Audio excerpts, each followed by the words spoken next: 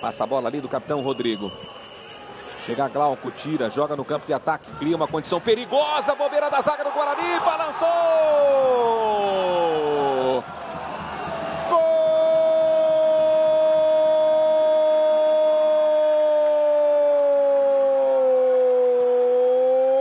É do Marília! É de Du Gaia! Que bobeira da defesa do Guarani, hein?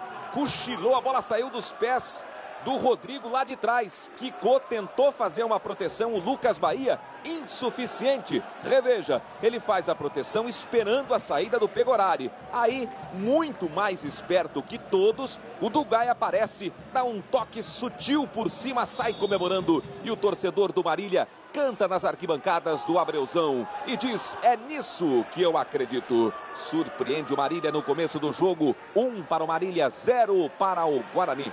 Vai para a cobrança o Guarani, vai buscando o empate aqui em Marília. Sai da bola, jogada ensaiada, fuzilou, balançou.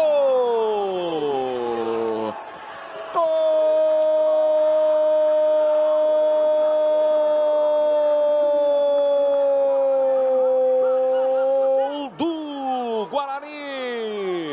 Na cobrança de falta ensaiada, Fumagalli ajeita para trás, de calcanhar, chega Denis Neves e fuzila no canto baixo esquerdo do goleiro Nunes.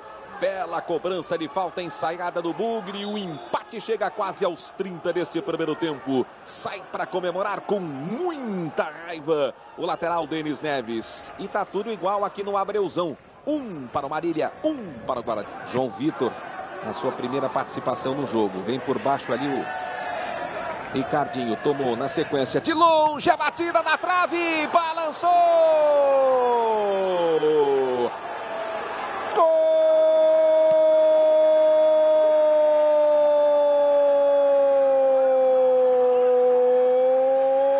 da virada do Guarani, é de João Vitor. Bola dividida de Ricardinho no meio. João Vitor arrancou, acreditou, bateu de longe. Embora com uma ajuda ainda do poste direito do Nunes. Reveja, a bola quica na frente do goleiro. É bola difícil, ela beija a trave e ganha as redes. O Guarani vira o jogo aqui em Marília. Marília 1, Guarani 2.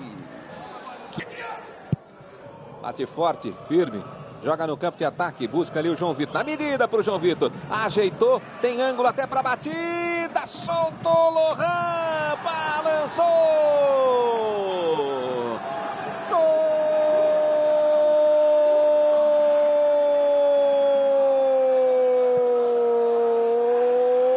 do Guarani.